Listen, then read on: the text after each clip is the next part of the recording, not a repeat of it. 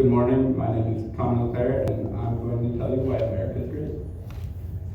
My cleat digs into the thick, wet, and muddy grass of the 20-yard line. I can see the flutter of the ball flailing through the sky. I ground the kickoff and begin to run. I make the first opponent miss and break an arm tackle or go down around the opposing team's 35-yard line. It was a great return.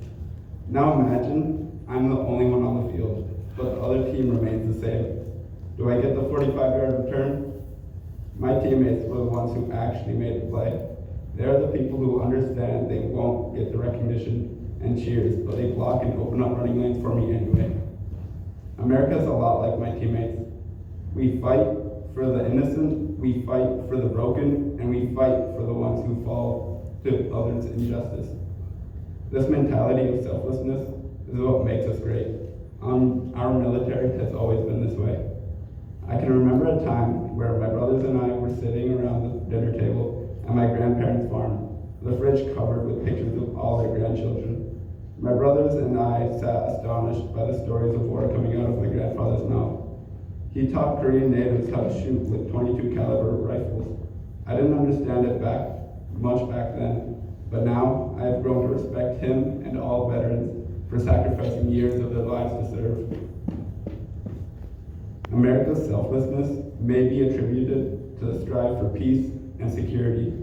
The United States isn't just fighting for international rights, it is striving for more countries to be self-dependent and eventually becoming strong allies against the antagonists of peace and security.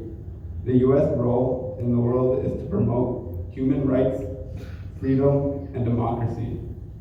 We as a nation act as a leader in these three characteristics. We also interact with countries who pose a threat to those characteristics by engaging in peace talks about nuclear disarmament and terrorism. From the fight against communism in the lowlands of Vietnam to the war on drugs in the tropical forests of the Congo, the United States of America has and will continue to have a presence in international affairs. A single person like myself as a kick returner can't make the play by themselves, let alone make an entire nation great. And even a large group can only do so much. But when that nation, especially the people of that nation, join in on what our military has had a grasp on, we may become what we once were.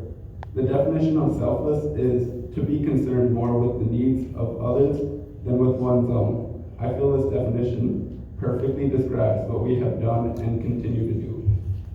Thank you.